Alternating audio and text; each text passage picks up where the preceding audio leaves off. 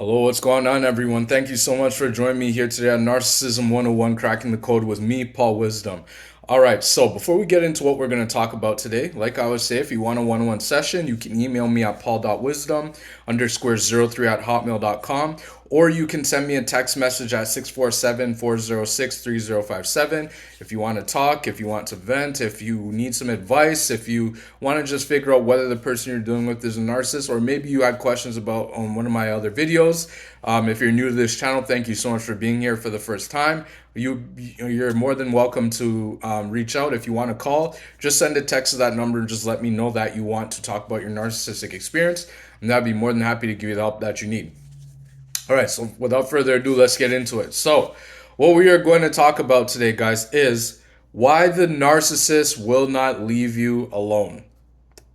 Yes, I'm going to answer why the narcissist will not leave you alone. It will seem as though post-narcissistic relationship and all throughout your narcissistic, experience, rather, not relationship, but experience, because narcissistic relationship or marriage, it's an experience, okay? That's what I call it on my channel.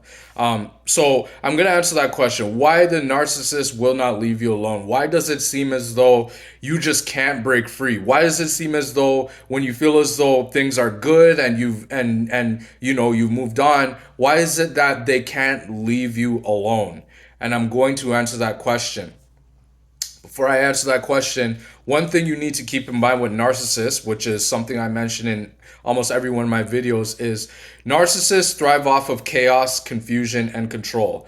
Narcissists also also thrive off of what do people do for them in the moment? What can somebody provide for them? Narcissists don't. One thing you have to also understand that's really important about narcissists is that narcissists don't look at people the way that me and you look at people. Narcissists don't look at people as normal human beings that just go and live about their everyday lives and just do what they want and want to live life for the good of humanity. That's not what narcissists look at life as. Narcissists look at life as a game, and they look at people as opportunities that they can take advantage of. And so so after I've explained this now, the reason why the narcissist will not leave you alone is for two reasons, two big reasons that I'm going to talk about in this video. First reason is that narcissists, it feels like they can't leave you alone because, number one, you haven't quite figured out what narcissism is yet. You don't quite understand, the fact that they are in fact a narcissist. And so you probably haven't got no contact. You probably haven't blocked them yet. You probably still have communication with them, whether you have kids with them, whether you still have to deal with them, for some reason, if you still have ties with them for some reason, or you need their help with something, whether it's money related because you can't move out, or whatever the case may be, for some reason that's what your situation is. The narcissist will not leave you alone because they're still holding on to you, right? The second reason why the narcissist will not leave you alone is because number one, like I said, you haven't figured out what narcissism is yet. And the second thing, the reason why the narcissist will not leave you alone is because narcissists, what you have to keep in mind as well is that when it comes down to your experience ending, whether it was a relationship or a marriage or whatever your situation is, narcissists don't generally leave people. They always want to keep people on the hook. That's why many times when the relationship ends or their marriage ends, the narcissist is going to try to hoover you.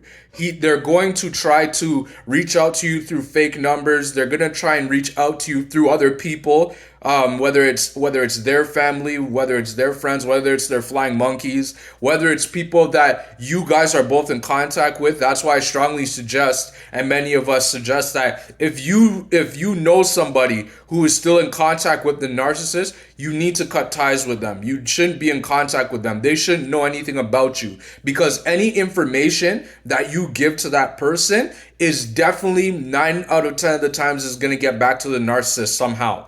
Okay, so that's another reason why the narcissist won't let you go, is because, you haven't got no contact, and it's also because, it's also because of the fact that they feel as though they can have you. They feel as though they always have you, right? That's why the narcissist will not let you go, because they don't just let go of people just like that. They can't let people go, because narcissists, you have to remember too, narcissists don't like being alone. They hate being alone. That crushes them, because if a narcissist has to spend any time alone, that means that they have to self-reflect on how many lives they've blown up, how many people they've stolen from, how many people they manipulated, how many people they gaslighted, how many people that they abused physically if they were a malignant narcissist, how many people they emotionally abused, they spiritually abused. That's another big one.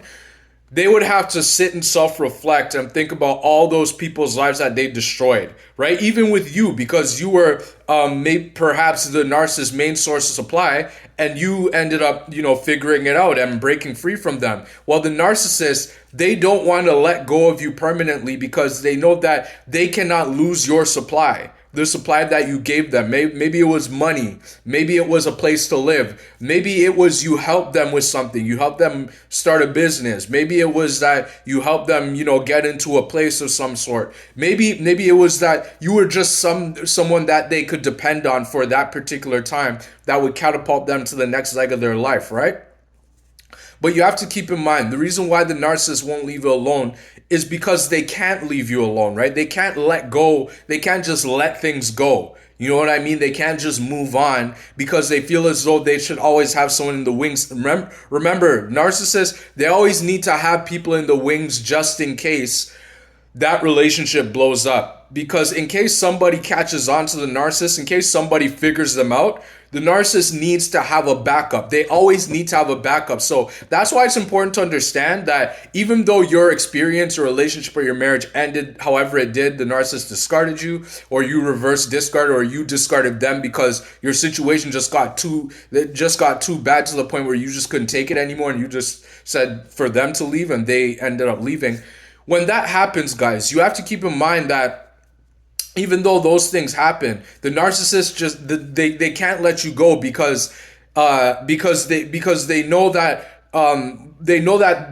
they always need a backup plan. They always need to know that in case this relationship blows up, that they're gonna have that. In case that relationship blows up, they have that. That's why anytime the ending happens, it's actually a blessing in disguise, because you figured them out, number one. And the second thing you need to keep in mind as well is that with narcissists, when they go off to a new supply, you have to keep in mind, narcissists, they all play by the same playbook, and they play this playbook with everybody. It doesn't even matter if it's their siblings, if it's their parents, if it's their spouses or their ex-spouses or their ex-boyfriends or ex-girlfriends or grandparents, whatever it is, kids, it doesn't matter what it is. They play by the same playbook with everybody. That's the playbook that I mentioned in one of my videos. You should go watch it if you're new to this channel, which goes love bomb stage, devaluation, which is the shortest part of the relationship where everything seems too good to be true. That's because it is too good to be true. Where the narcissist makes you feel like you're on cloud nine and you feel as though you just entered the best relationship, you just encountered the best person, and you're asking yourself the question in your mind, where has this person been all my life? Why didn't I meet this person earlier?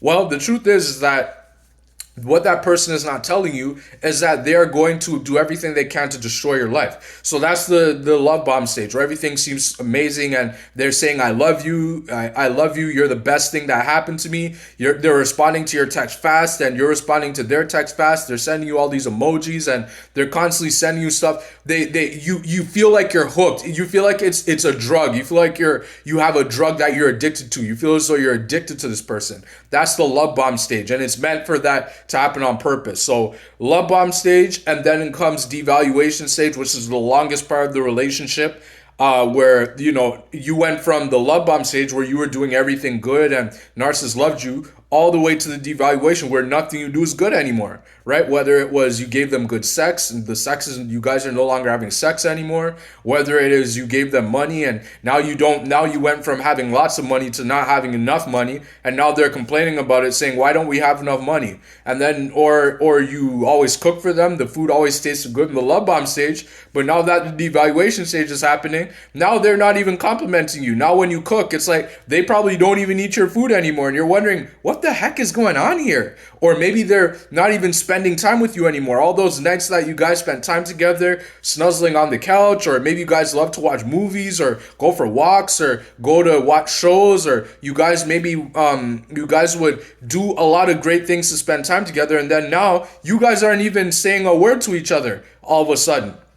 This is the devaluation stage. This is the longest part of the relationship. Now, I want to make something clear about the playbook, the narcissistic playbook, because some people may be thinking that, okay, this love bomb stage that happened, after that they just discard me. Well, the truth is that majority of narcissists play by the playbook, love bomb, devaluation, then discard. But not all but some of them will go from love bomb all the way to discard. They'll just go through it quick like that. But most you can expect that they will do that. They'll do that same playbook with everybody. But what I'm saying, guys, is that the narcissist, when it comes down to the fact that they just can't leave you alone, it's because they need to always know that they have somebody in the waitings in case one of their relationships blows up, which they always do, which every one of their relationships eventually blow up. Right? Whether that's a marriage, it's going to eventually end. Any marriage, when it comes to a narcissist, it's going to end eventually, right? Now, to the outside world, it may not even seem that way. It may seem like the narcissist has been married for 40-something years and everything is happy. But the truth is that what the outside world doesn't know is that the narcissists, because they're master manipulators, they're telling the outside world one thing, but behind closed doors, you can bet your bottom dollar that they're probably separated.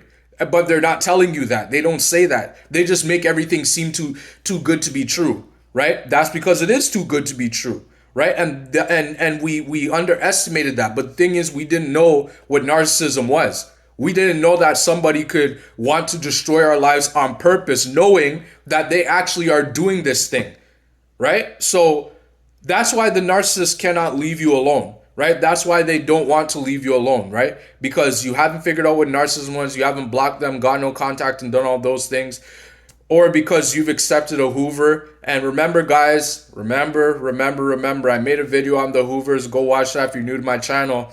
When it comes down to the Hoover, when narcissists Hoover you, do not accept a Hoover. I don't care if they sent you a long letter that said that how much they've changed, how much they miss you, how much they want to get back with you. It is all a sham. It is all a big scam. The narcissist has done this multiple times to many different people.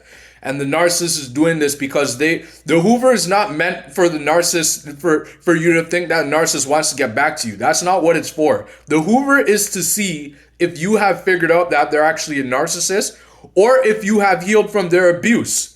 If you've moved on, if you're not in the same state that you were when they discarded you, or when you discarded them. They want to see if you've moved on, or if you caught on to the fact that they're a narcissist, right? That's what the point of the Hoover is for. The Hoover is not because they love you. It's not because they miss you. It's not because of any of this nonsense that they think that they'll get back with you. No, it's not. It doesn't work that way. The Hoover is a test. It's a test to see if you're also willing to give them another chance to abuse you again, to do the same narcissistic playbook over again. Because when the Hoover happens, guys, when the Hoover happens, nothing good ever comes out of it. Nothing good ever comes out of the narcissist hoovering you. In fact, the second time around they're hoovering you and you accept that Hoover, they're gonna 9 out of 10 of the times finish you off. Especially if it's a malignant narcissist, they might even kill you. They might even send somebody, to go and kill you, and like physically kill you. I mean, like shoot you or kill you. Malignant narcissists are that dangerous, and I've made a video on that, and I've spoken about that in many of my videos, right? But what I'm saying, if you're dealing with a covert narcissist, let's say, they will deplete you and they will end up stealing more of your stuff over and over and over again until you finally get the message. So yeah, guys, that's the reason why the narcissist can't leave you alone. That's the reason why narcissists never actually leave people. So just know that if you've encountered a narcissist in your life, just know that if you block them and got no contact, even if you've changed your number and done all that good stuff, narcissist is always going to find a way to get back in touch with you.